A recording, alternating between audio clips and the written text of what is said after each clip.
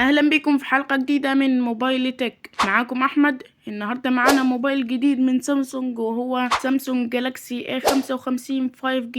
في الفيديو ده هنتكلم عن الموبايل بالتفصيل الممل من المواصفات والمميزات والعيوب والاسعار، وكمان هقول لكم رأيي الشخصي بعد كل فقرة. لو مهتمين تعرفوا كل حاجة عن الموبايل ده خليكم معانا للنهاية. يلا نبدأ. اولا التصميم وجودة البيانات. ابعاد الموبايل 8.2 مليمتر في 77.4 في 161.1 مليمتر. الوزن 213 جرام. خامات التصنيع زجاج من إطار من الألمنيوم، مقاوم للماء والغبار بشهادة IP67. ألوان كحلي وأزرق وثلجي وبنفسجي فاتح وليموني. التصميم هنا ممتاز جدا. سامسونج استعملت خامات راقية ومقاوم للماء والغبار، وده بيخلي الموبايل يتحمل الاستخدام اليومي في ظروف متنوعة. الوزن ممكن يكون تقيل شوية، لكن ده نتيجة استخدام خامات زجاجية وألمنيوم، وده بيدي إحساس بالفخامة والمتانة.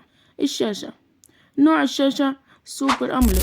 الحجم 6.6 بوصة بجودة فول اتش دي بلس، بدقة 2340 في 1080 بكسل.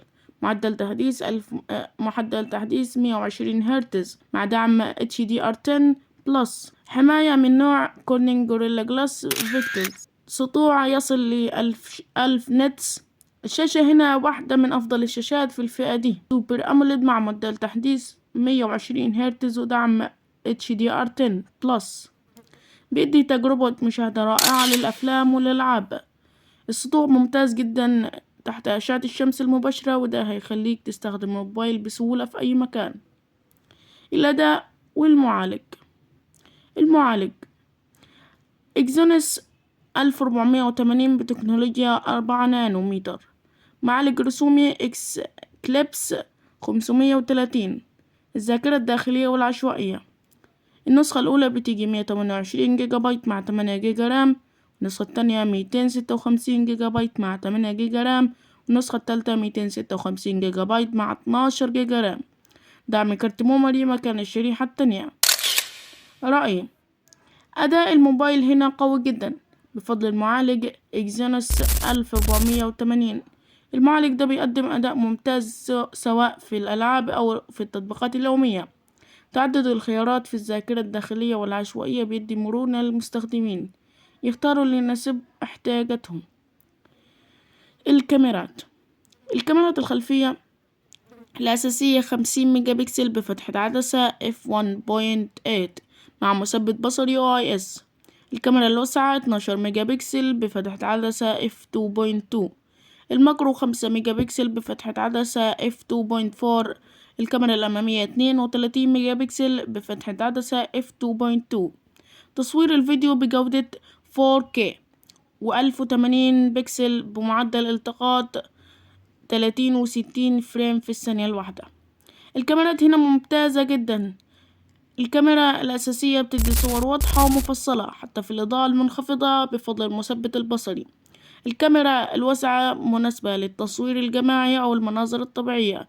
الكاميرا الأمامية ممتازة للسيلفي وكمان الفيديوهات. البطارية والشحن. الساعة 5000 ملي أمبير بشحن سريع 25 واط. هو مش سريع خالص، لكن للأسف هو مش موجود في العلبة كمان زي عادة سامسونج. منفذ USB من نوع تايب سي مع دعم OTG. البطارية هنا قوية جدا. 5000 ملي أمبير بتديك استخدام طويل طول اليوم من غير ما تحتاج تشحن. الشحن السريع 25 واط مش كويس في الفئة دي، لكن كان ممكن يكون أسرع زي المنافسين في نفس الفئة دي. عدم وجود الشاحن في العلبة حاجة مش كويسة، وهتحتاج تشتري الشاحن منفصل.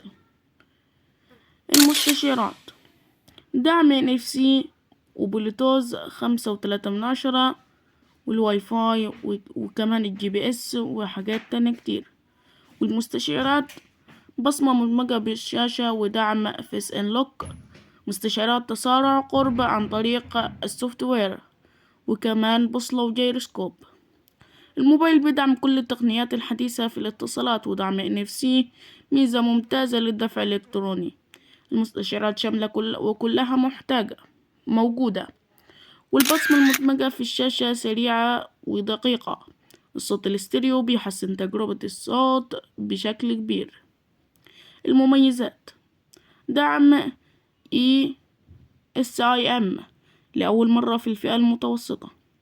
أداء قوي بفضل معالج إكزينوس 1480. شاشة سوبر أموليد بمعدل تحديث 120 هرتز ودعم HDR10. بطارية بسعة كبيرة تدوم لفترة طويلة. كاميرا تقدم تجربة تصوير ممتازة وخامات تصنيع راقية ومقاومة للماء والغبار. دعم تحديثات أندرويد ل4 أعوام وتحديثات أمنية ل5 أعوام. المميزات هنا ممتازة جدا وبتخلي الموبايل ده منافس قوي في الفئة المتوسطة العليا. دعم ESIM ميزة جديدة ومفيدة. الشاشة والأداء والكاميرات كلهم ممتازين، والخامات الراقية والمقاومة للماء بتضيف قيمة كبيرة. أما عن العيوب فهي: 1. لا يدعم كاميرا تقريب تيليفوتو. لا يوجد منفذ 3.5 ملي للسماعات الأذن. سرعة الشحن أقل من بعض الهواتف المنافسة، وكمان الشاحن مش موجود ولا الجراب في العلبة. حواف الشاشة كبيرة نسبيا. والعيوب هنا ممكن تكون مزعجة لبعض الناس، زي عدم وجود كاميرا تليفوتو وعدم وجود منفذ 3.5 ملم. وسرعة الشحن مش الأفضل في الفئة دي. كمان الشاحن والجراب مش موجودين في العلبة، وده هيزود التكلفة عليك. الأسعار: النسخة 128 جيجا مع 8 جيجا رام 17,800 جنيه.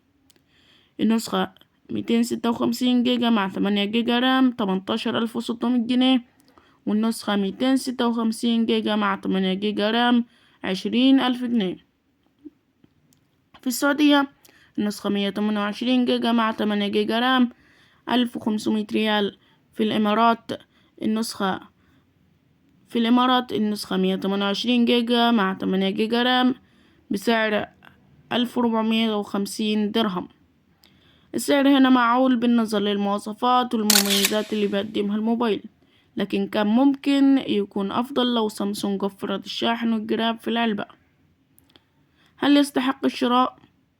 بعد ما شفنا كل حاجة عن سامسونج جالاكسي A55 5G، الموبايل ده أقدر أقول إن يستحق الشراء لو بتدور على موبايل متكامل بأداء قوي، شاشة ممتازة وكاميرات مميزة، وكمان خامات تصنيع راقية. لكن لو سرعة الشحن ومنفذ 3.5 ملي للسماعات مهمين ليك، ممكن تفكر في خيارات تانية. احنا دلوقتي هنقارن بين سامسونج جالاكسي A55 5G وشاومي ريدمي نوت 12 برو. المواصفات المشتركة: الشاشة هما 2 سوبر أموليد ومعدل تحديث 120 هرتز، والبطارية 5000 ملي أمبير. نقاط التفوق لجالاكسي A55 وهي: المعالج إكزينوس 1480، وكمان إن هو مقاوم للماء والغبار IP67، والكاميرا الأمامية 32 ميجا بكسل، وكمان دعم خاصية ESIM. نقاط التفوق لريدمي نوت 12 برو: معالج ميدياتك دايمنسيتي 1080، وكمان كاميرا رئيسية 180 ميجا بكسل، وكمان شحن سريع 67 واط، وكمان سعر قليل. رأيي الشخصي: جالاكسي A55 5G هو الأفضل لمقاومة الماء والغبار وكاميرا السيلفي ودعم ESIM. يتفوق في أما عن ريدمي نوت 12 برو يتفوق في دقة الكاميرا والشحن السريع والسعر المعقول. ده كان كل حاجة عن سامسونج جالاكسي 55 5G بالتفصيل الممل.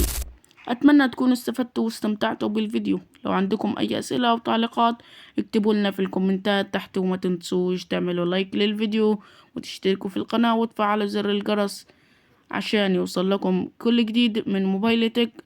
شكرا لمتابعتكم وأشوفكم في الفيديو الجاي. أنا أحمد، وسلام.